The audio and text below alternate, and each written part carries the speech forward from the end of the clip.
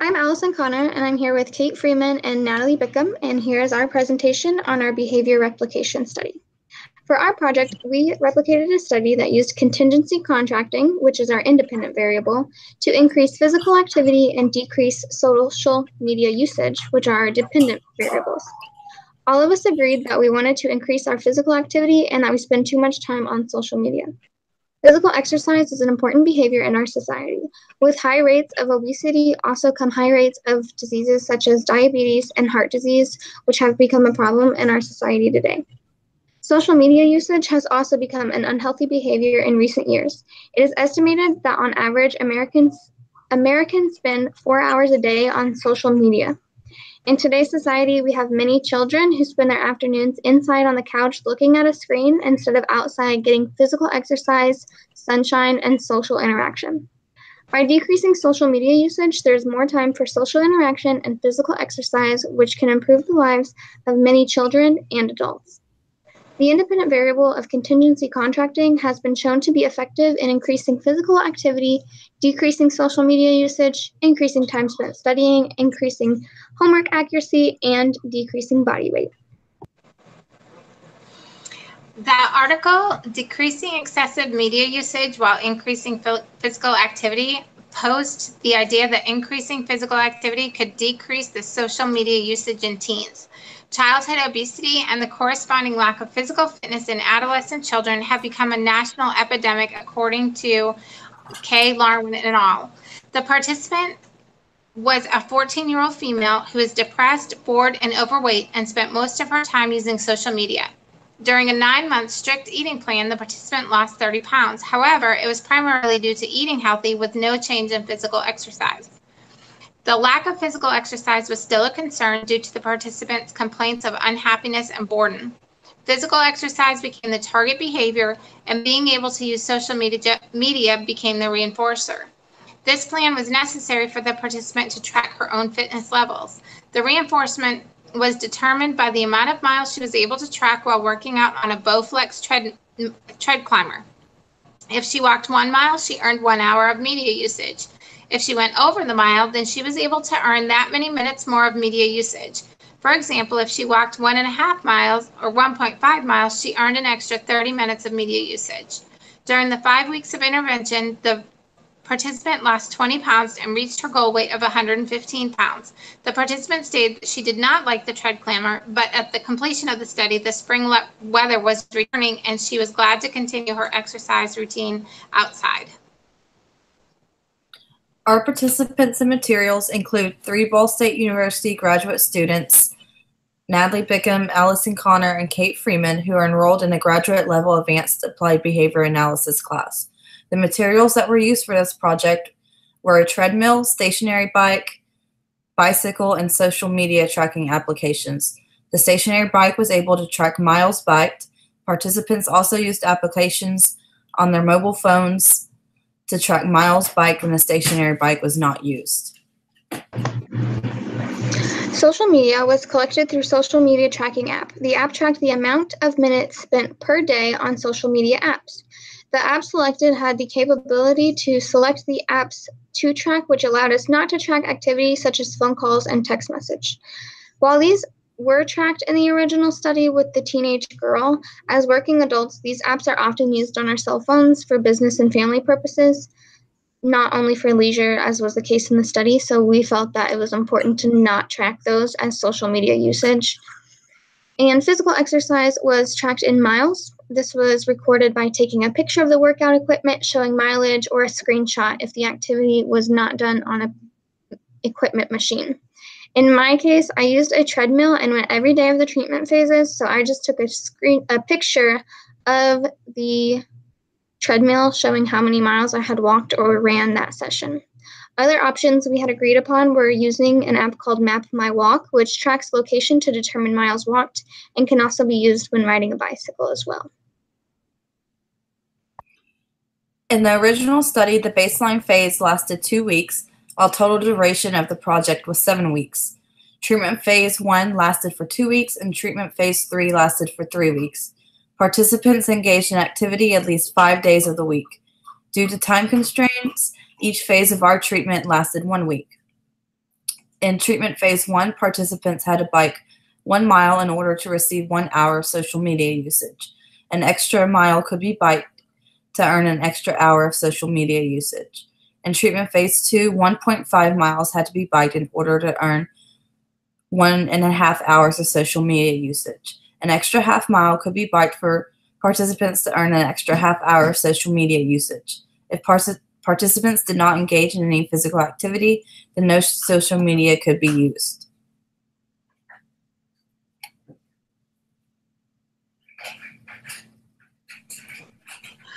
IOA was measured by tracking paragraphs of the workout machine stating the mileage of activity. Social media IOA was tracked by screenshotting the tracker app showing time spent on social media apps. Each participant marked the number of miles that they felt was earned and the minutes of social media time earned as well. This is an example of how we tracked our IOA. The IOA calculation was determined using interval by interval IOA. The number of intervals in agreement were divided by the total number of intervals, and that gave us our percentage. Our IOA percentage ranged between 93% to 100% IOA. The treatment fidelity determines the functional relationship between the dependent and the independent variables. This decision is made by looking at the data to see if everyone is refraining from social media use unless it had been earned, and if the social media use had been earned, it is being used only for the amount of time that is determined by the amount of miles walked or biked on the treadmill. The participants took pictures of their miles walked or bikes ridden and pictures of their social media usage. The participants shared these pictures, and the results show that there is a clear functional relationship between the dependent variable, which was physical fitness, and the independent variable, which was the social media usage. The motivation for the physical exercise was high because the desire to be on social media was highly motivating. The increase in physical exercise also had a counteracting decrease in social media usage.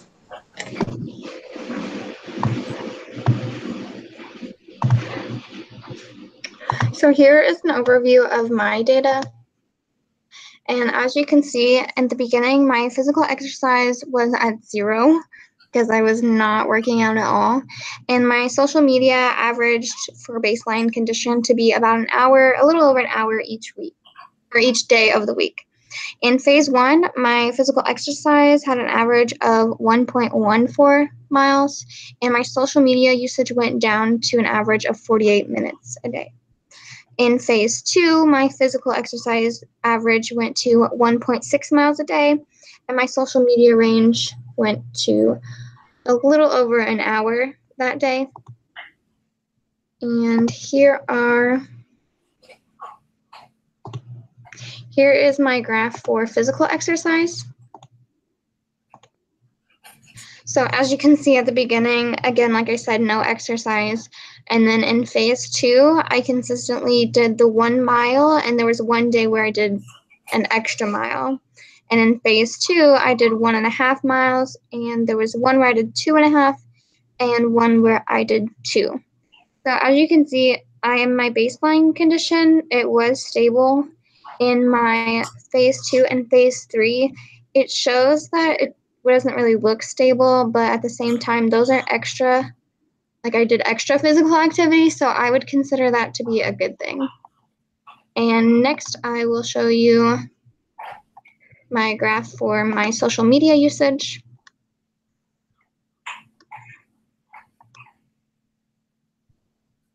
So as you can see on this one, for the beginning, I feel as if my first day was really high because I had just gotten the app and not adjusted it to only track social media apps. But it stays around the same. And then in phase 1, it also stays around the same. In phase 3, it's a little bit crazy. You might guess which day I got engaged on because I had a high social media usage that day. But overall, I think that my results have been pretty good. I probably, since we've stopped recording data, went back to more social media usage, but I have been going to the gym. I'm trying to go at least 5 days a week. So at least I made that lifestyle change. And now I'm going to share my graphs for my results for the social media and the biking.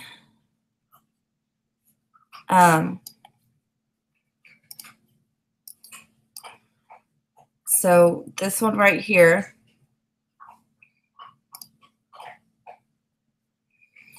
shows my miles biked. In the baseline phase, I did not bike any miles at all. The treatment phase, I met most days to where I biked a mile or maybe a little bit over. There were some days I did not, just due to life, basically. In my treatment phase 2, I was able to bike either in between 1 mile and 1.5 miles. That was pretty consistent, except for the few days that I did not. For social media, during my baseline, the app I had initially used only showed me my results for an entire week. So I had to kind of find the average of that week. On here, it shows that the total hours and minutes was 10 hours and 41 minutes. And I just divided that by 6 to figure out the average. So on average, I was spending a little over an hour and a half on social media. For treatment phase 1, it kind of ranged. Also, it started out high and then it went down low because I was still trying to figure out which apps to track and which ones not to track. And my daughter also uses my phone and she'll play YouTube on there. So I was continuously having to turn it off of the YouTube tracking when she was using it and then turn it back on when I was using it. So that kind of got a little confusing and maybe skewed these a little bit. During treatment phase 2, you can see that the usage mostly stayed below the criterion line except for that one day. So I see that definitely the tracking my miles and my social media usage was very helpful and helped in decreasing that usage. My baseline range was 0 to 10 hours and 41 minutes, and the average was around 1 hour and 49 minutes. Then this is for social media. The treatment phase 1 range was 21 minutes to 3 hours and 16 minutes, with the average being around 2 hours. The treatment phase 2 range was 5 minutes to 2 hours and 10 minutes, with the average being around 45 minutes. For my miles, the baseline was 0 and the average was 0 as well. For the treatment phase 1 range, it was 0 to a little over a mile. So the average was just under a mile at 0.76 miles. For the treatment phase 2 range, it was 0 to 1.5, and the average was 1.1 miles biked. So looking at my graphs and the averages and everything, I can see that my social media did slowly go down, and being able to track my biking helped with that.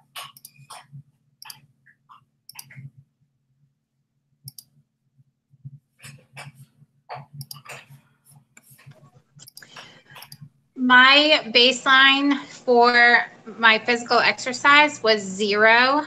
I was not exercising at all.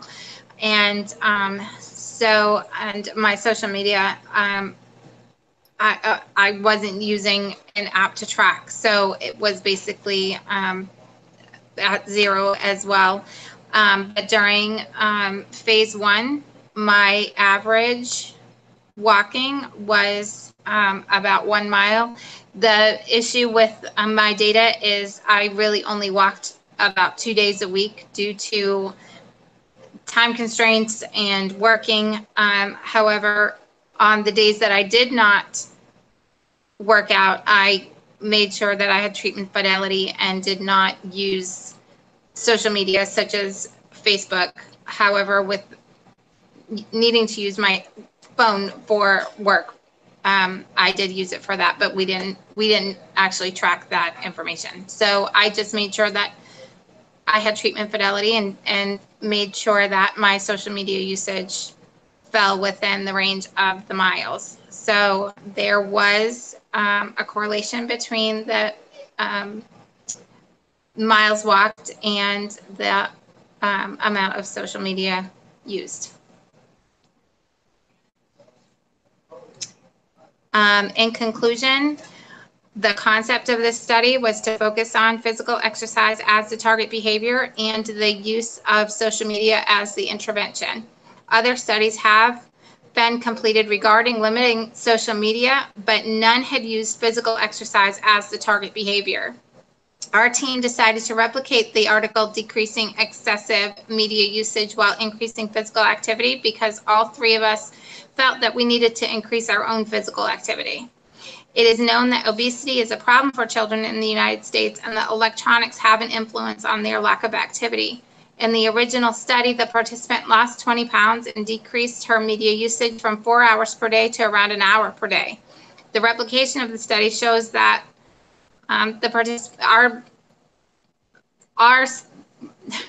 the replication of the study shows that we as participants, our social media time ranged from 2 to 3 hours per day during baseline to 30 minutes to an hour per day upon completion of the study. Further, the participants' range of physical exercise was 0 miles per day during baseline and ranged from 1 to 2 miles per day upon completion of the study. The findings in the original study and the replication offers hope that this type of contingency plan could help diminish the obesity rates in our country.